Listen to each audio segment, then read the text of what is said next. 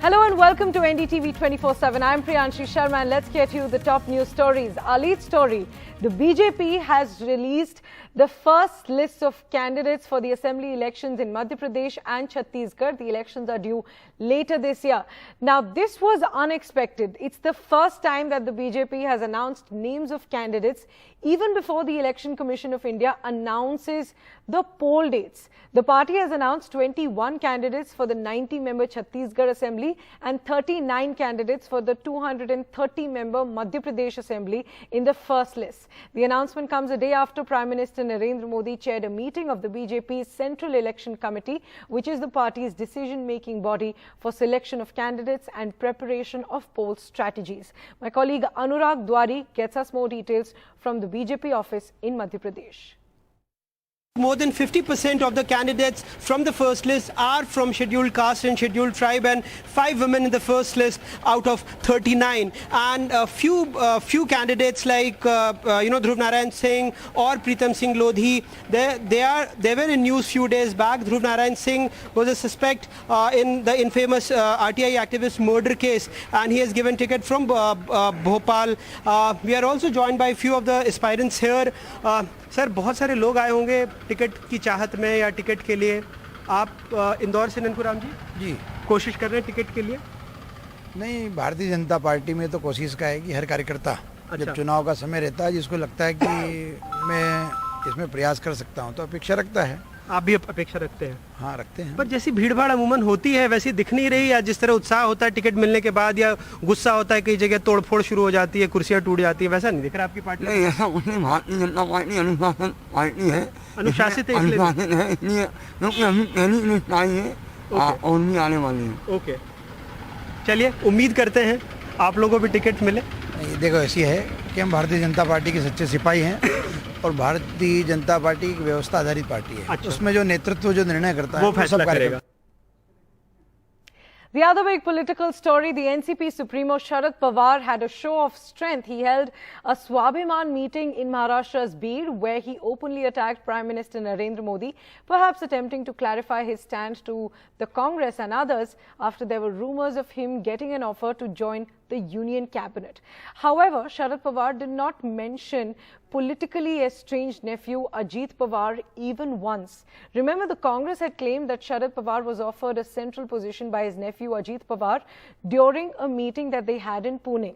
And those claims were rubbished by Sharad Pawar. Meanwhile, Ajit Pawar supporters had put up those posters that you're seeing with both Pawars in Beed ahead of his rally, asking for Pawar Senior's blessings despite breaking away from the party led by him. Listen in to what Sharad Pawar said.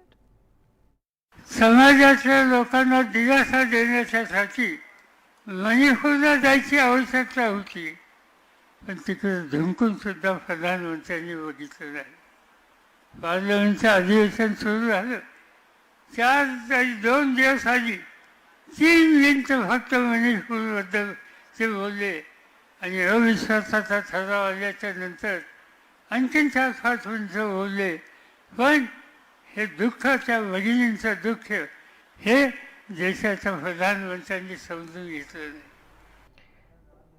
The other big story now, the Gujarat government faced tough questions from the Supreme Court over the early release of the Bilkis Bano convicts. The court questioned why these convicts got selective benefits while it was hearing a series of petitions on the untimely release of these 11 men who were convicted of raping Bilkis Bano and slaughtering her family during the 2002 Gujarat riots. The judges said that the Gujarat government is on thin ice as far as the grant of premature remission release is concerned. The bench said that the convicts' death penalty was commuted to life imprisonment. So how could they be released after serving 14 years in such a situation? The court also questioned that why are other prisoners not given the same relief of release, and why are these culprits selectively given the benefit of the policy in this case? The court additionally questioned that how far this rule of giving a chance to hardened criminals to reform by releasing them after 14 years is being applied to other prisoners. Along with that, the court questioned that why is the policy being applied selectively and the opportunity to reform should be given to all. So how far is this being implemented, and why are our prisons overflowing if this is implemented to other prisoners as well.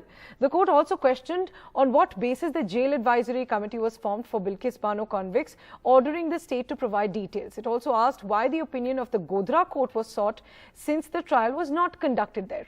Remember, the 11 men were released last year on Independence Day and they were sentenced by the court in Maharashtra. And now moving on to Himachal Pradesh. While there is some relief for the state with the weather clearing, for many families, the loss that they have already suffered is irreparable. Over 70 people have died in the landslides and cloudbursts in the state over the last week. Losses in infrastructure amount to around 10,000 crore rupees, while 2,500 people have been relocated to safer areas. While the infrastructure shore can be rebuilt, many families have lost their loved ones and demand accountability to be fixed. Here's a ground report by NDTV's Parimal.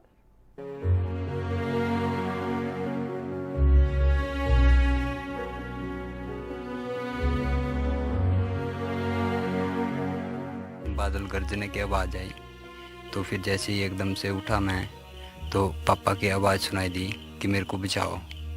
तो मैं जैसे ही उठा मैंने दरवाज़ा वगैरह तोड़ा, अंदर गया तो देखा इनको ऊपर मलबा था आया हुआ जी। तो मैंने थोड़ा सा इनको उठाया ऊपर, तब इनको बोला, मैं कहा आप ठीक है? कहते हाँ मैं ठीक हूँ।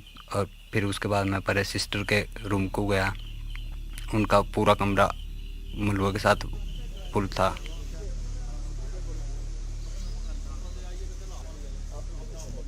फिलहाल हम शिमला के पास समर हिल में हैं और ये जो ट्रैक आप देख रहे हैं, ये ट्रैक दरअसल उस टॉय ट्रेन का ट्रैक है जो कालका से शिमला के बीच में चलती है। आप यहाँ पर देखिए, ये ट्रैक है और ये ट्रैक के नीचे जो है मरम्मत करने में एक लंबा अच्छा खासा वक्त लगेगा। और जो लैंडस्लाइड हुआ, जो बादल फटा, उसके बाद जो सैलाब एक तरीके से पानी जो यहाँ से निकली, वो नीचे किस तरीके से इस ट्रैक के अंदर का पूरा जो बेस था उसको लेते हुए अंदर चली गई। पानी का जो पूरा एक धार चला, उसके बाद इस ट्रैक के नीचे की जमीन तो गई ही, सामने में नीचे मंदिर जो है वो पूरी तरीके से चला गया। वहां एनडीआरएफ की टीम आपको दिख रही होगी। अब पहाड़ की इन मुश्किल रास्तों से होते हुए हम वहां तक पहुंचने की कोशिश कर रहे हैं जहां पे बताया जाता है कि 100 साल पुराना शिव मंदिर था, लेकिन अब स्थिति क्या है वो भी देखिए। ये जो जगह है जहां पे एनडीआरएफ की टीम लगी हुई है, ये जो आपको मलबे जैसा चीज दिख रहा होगा, दलदल जैसी चीज दिख रही होगी, ये पूरा मंदिर था। कुछ नामो निशान जरूर हैं दीवार के, लेकिन फिलहाल मंदिर नहीं है और वो भक्त नहीं है जो उस दिन पूजा अर्चना करने सुबह सुबह शिव मंदिर पहुंचे थे। हमारे साथ एनडीआरएफ के 14th बटालियन के इंस्पेक्टर नफीस खान है। नफीस जी, ये समझना चाहते हैं कि सबसे पहली चीज़ तो ये कि यहाँ पे कितने शवों को आपने निकाला है? अभी तक 1300 जो है निकाला जा चुका है और कुछ बॉडी पार्ट्स जो है मिले हैं वो भी निकाला जा चुका है जी। और कितने लोग हैं जो क्लेम कर रहे हैं कि उनके अपने इसमें दबे हो सकते हैं? टोटल 21 जो है ऐसा क्लेम हो रहा है कि इनके 21 हैं इसमें। आपके भी कोई अपने हैं? हाँ, मेरे 2 परिवार हैं यहाँ पे किन्नौर से, एक शंकर ने की और दूसरा अविनाश ने की। इसी में? हाँ, इसी में। उस दिन पूजा करने आए थे? हाँ जी, हाँ जी। तो अभी 3-4 दिनों से हम लगातार ढूंढ रहे हैं। अभी तक 3-4 दिनों से लगातार आ पा रहे हैं? हाँ जी, हाँ जी। मैं ऊपर गया, दूसरे मकान को ऊपर, जो ब्रदर का मकान था वहाँ पे गया तो वहाँ पे मेरे को कुछ नज़र नहीं आया।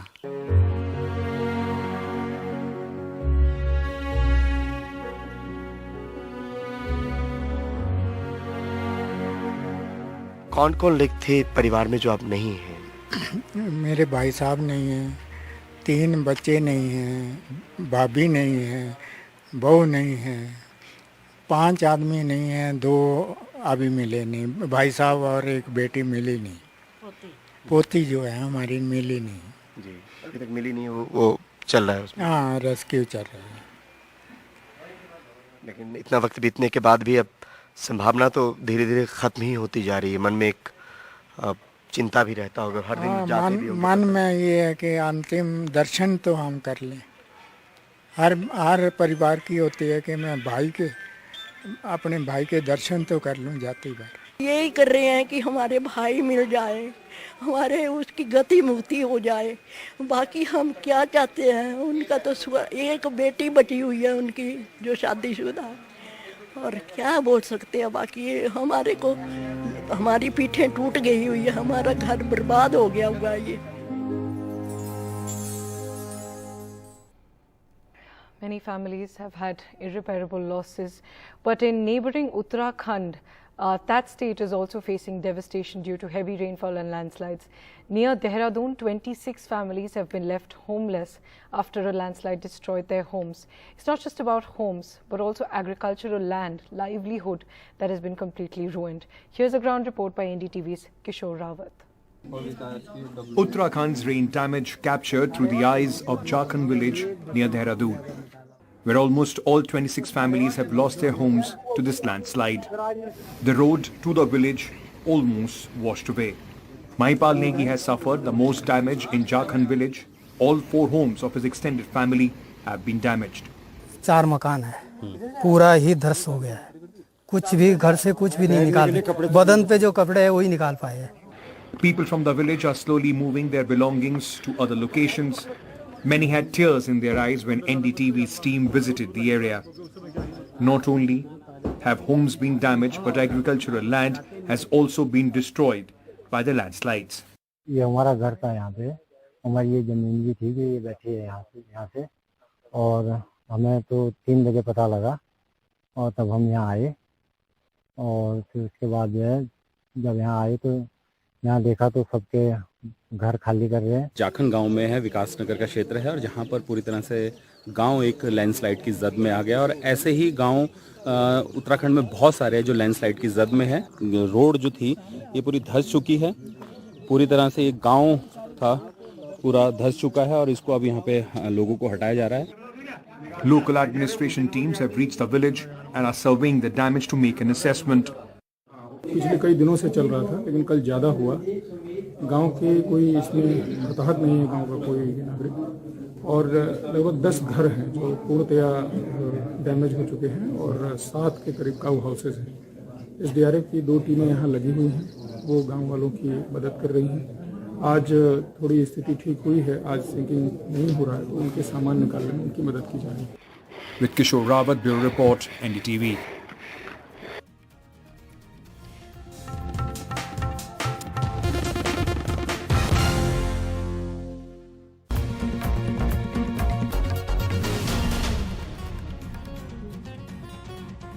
Welcome back. Now, in a move to control digital frauds and spam calls, the government has banned the bulk sale of SIM cards and made verification of dealers selling SIM cards mandatory. The Union Minister for Telecom, Mr. Ashwini Vaishnav, announced that the move will be implemented from October, and he added that a penalty of 10 lakh rupees will be imposed on violators. This new rule will be implemented from October 1st, and dealers will be given about 6 months' time for the compliance. The minister said that the government has disconnected 52 lakh mobile connections, while 67,000 dealers have been blacklisted. 300 FIRs have been registered against SIM card dealers since May 2023.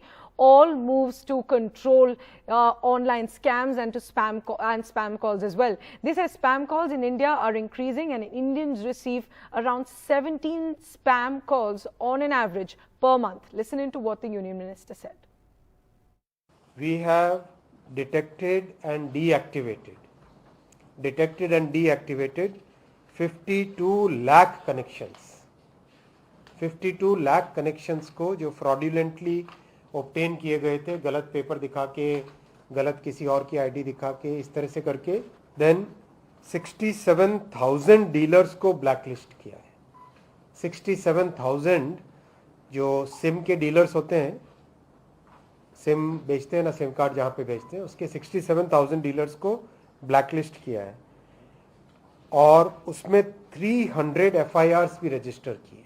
17,000 ऐसे mobile handsets को block किया है जिसकी report आई थी चोरी हुई है या फ्रॉडुलेंटली ऑब्टेन किया गया है। And if you got an emergency alert on your phone, there's nothing to worry about. We'll tell you why. Many Android users across the country received an alert with the title Emergency Alert Severe. This alert is to test the government's emergency alert system that can be used to alert people in times of natural disasters.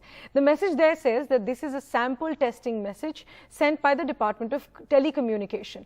Please ignore this message as no action is required from your end, and this message has been sent to test Pan-India emergency alert system being implemented by the Natural Disaster Management Authority.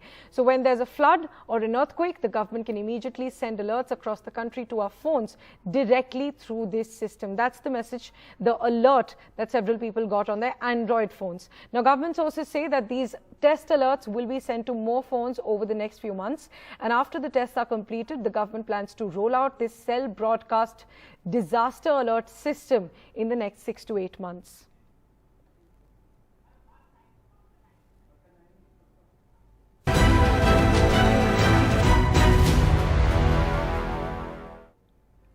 The countdown for Chandrayaan 3's moon landing is on. With just a week left for the Vikram lander to make a landing on the surface of the moon, the Vikram lander has separated from the spacecraft successfully. And the lander is expected to undergo a deboost, that's a slowing down before its landing on the 23rd of August. Here's a report on the journey of the Chandrayaan so far.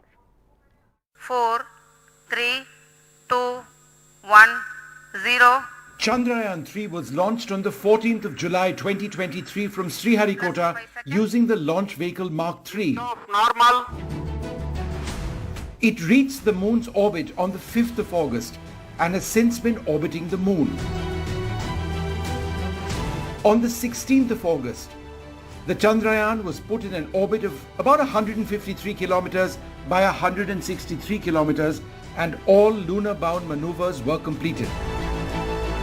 Today, after the propulsion module and the Vikram lander separate, and that's a process that you can see here in this animation, the propulsion module will continue its journey in the same orbit, having done its job. The Vikram lander will be further deorbited into a 100 kilometer by 30 kilometer elliptical orbit. On the 23rd of August, after the preloaded commands are triggered, the Vikram lander will attempt a soft landing on the surface of the moon. After the lander touches down and the lunar dust settles, the Pragyan rover will be rolled down. Vikram will take images of the Pragyan rover and the rover will take images of the lander. The first Indian selfies from the lunar surface will arrive. The 14 Earth Day planned scientific exploration of the moon will begin.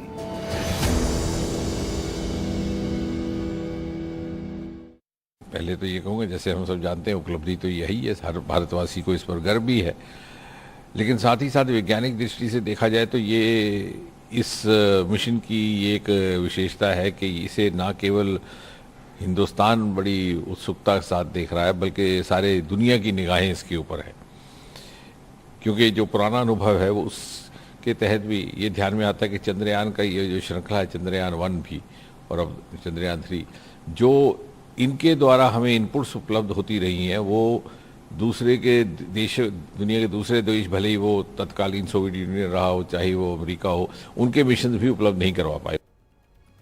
So with that, a major milestone for India's moon mission has been achieved, and in less than a week, the Chandrayaan 3 is expected to be on the moon. We leave you with that great news.